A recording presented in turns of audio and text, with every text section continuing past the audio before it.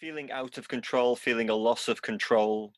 We can feel stuck and helpless, confused. Suddenly we knew what was happening, we were on track. Suddenly something happens and we're in the unknown, we don't know what's happening, we're disorientated, the plan is gone. But really that presumes the idea that you actually were in control at some point. That you were in control. I suppose for most of us, we do suppose that we are in control. I am in control of life. Then why can't you make it do what you want it to do?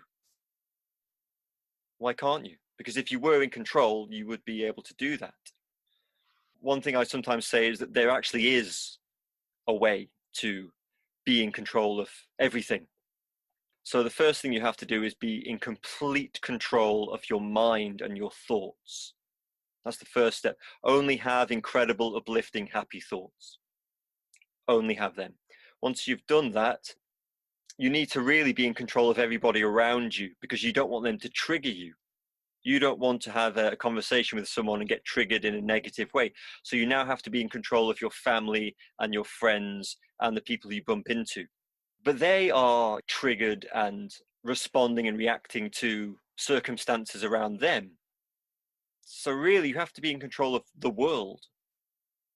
But because the world is also in relationship to the solar system, the moon, the tides, solar flares on the sun, etc., all of which affect us in some way, if you really want to be in control of your life, then you have to be in control of everything. Which basically means being God. Now, because none of us are God, it means that we're not really in control of everything in the way that we kind of assume we are, which is why a loss of control feels so confusing. You know, I thought I was in control here, and now everything's flipped, and I feel confused and helpless. Being in control of everything is impossible. You can't even choose your next thought. You can't even choose what's going to happen in the next moment. We don't know what will happen in the next moment. And actually, it's always been like that. Always. Newborn babies are not choosing what happens next. In fact, you've never been able to control what happens next, ever. And if you're in a situation now where you're feeling confused and maybe frightened because you've lost control, well, think about it this way. You've never really had that control. Nobody has. Now, never having any control over life may sound completely terrifying, but just review your life. You've never had any actual control over life, and here you are, breathing, living your life. You're here. You're not on the street. So something worked out okay. In spite of the fact that you weren't actually in control, here you are. Here we all are. Okay, you got here anyway, in spite of the fact of having no control. I often think that when I was a kid and I'd go to ShopRite, and you could sit on one of those little rides by the door, you know, like a little plane, or there was a little bus, and you could put your money in and you would just sit on the ride and it would, you know, you'd move like this. And life is a bit like that, where we're on that ride, but we think we're making it happen. You know, you think you're driving the bus, you think you're flying that plane. You're not. And in fact, you never were. Never. Because something bigger is happening than you. Okay, and what's happening is life itself. One of the teachers I used to see would ask everybody in the room every day to think of something that we were sure we were in complete control of that day. And it would generally be that we crossed the street, or we chose something from the menu, or that even that we chose to come to see him. You know, like that was my conscious choice. I definitely came up with that. And once you'd given your example of something that you were definitely in control of, he would completely deconstruct it and show you that actually it just happened. And it just happened because of your background, your parenting, your likes and dislikes. So actually, you're not choosing anything. Life is. You're not really choosing your directions and your paths and your circumstances. Life is. But what we do is we say, this is mine.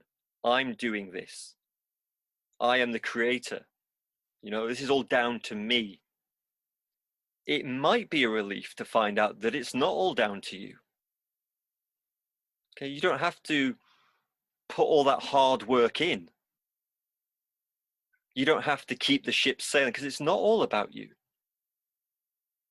You can relax, actually. You can take a break. You disappear every night in deep sleep for hours. Not just you, but your world, your universe, your mind, your troubles, it all disappears every night for hours. You return to zero. And that's been happening every night since you were born. Now we love that. We love going to bed because we disappear. And all our problems disappear. It's that state of ultimate rest. So there's no control there. You disappear. What we can start to see is that, okay, maybe I don't have to carry the burden of organizing every detail of my life and making everything right and making everybody happy and making everything work. Maybe I don't have to do that. Because in spite of the fact that you've never been in control, things have still worked out. Just reflect on the things in your life that have worked out. Now, they worked out in spite of you because you weren't actually in control of those things. Something happened, you met this person, then this happened, it was great. This is just life dancing with itself.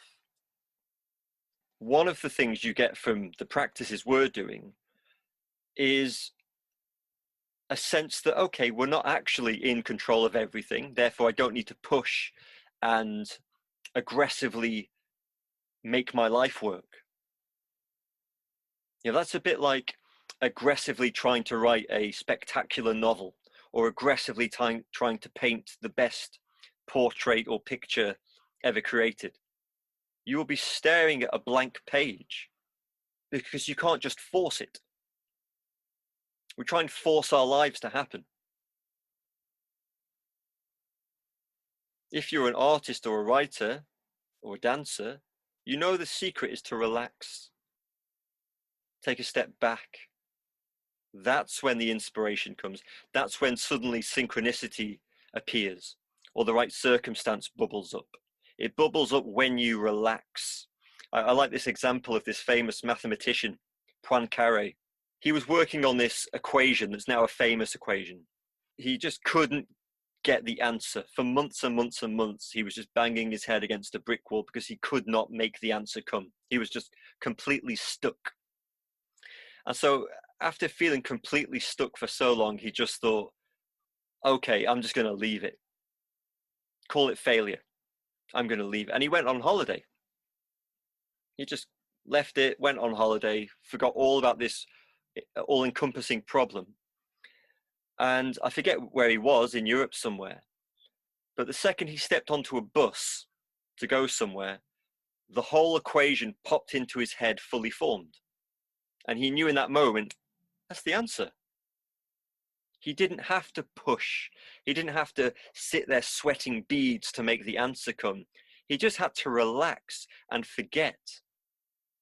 He just had to do the next thing. Make the next cup of tea. Take your next breath. That's it. That's all you have to do. And things just work out. And one of the reasons they work out so well when you relax is because you're not terrified. You can't think clearly when you're frightened. You can't plan clearly when you're frightened. But when you relax, I remember traveling in many different countries. And of course, the secret when you travel is relax. A friend, Canadian guy, and his first trip to India, he said he didn't take his backpack off for a whole week because he thought he would be robbed or mugged. So you have to go everywhere with this huge backpack on the trains, to the bathroom, in your room, down the alleyways and the shops, and, you know, so suspicious of everybody. And then one day, some people invited him into the shop for some chai, for some tea, and they said, "Yeah, we'll look after your backpack. Just put it down." And his first instinct was of course, "No, no, no, no! You're not taking this off me. This is a trick. This is a scam." But finally, he just had enough, and so he thought, "Fine, take it." And he sat down, and he enjoyed his first chai with real Indian people. And from then on, he relaxed. And when you relax, everything comes to you. Life flows because you flow. You're never in the wrong place. It doesn't mean everything that happens to you is amazing and, you know, and correct, and you'll never get hurt again. But you're relaxed. That's the correct response to life. Relax, because you can be with it. Thoughts, you can be with them. Emotions, you can be with them. Circumstances, you can be with them. Whatever life conjures up for you, you can be with, because you've been with it all already and you weren't even in charge. You've already done it. You've already done it. So relax. That's the answer. You relax and things just happen. You can't hold time still. You can't cling on to your, you know, terrible, confusing circumstances. They will pass. Why will they pass? Because all of the things around those circumstances are also changing right now. So anything that you have that you recognize as a problem is not a stuck or fixed thing, because everything that makes up that problem is also shifting and changing. So nothing stays still. You are not trapped. You are not stuck. All you have to do is relax. Just relax.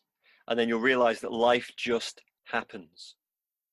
The next moment, which has never happened before in the history of the cosmos, just appears for you. It's here now. This moment that was a moment of suffering or confusion has just disappeared. And you didn't have to do anything. This is why we can relax.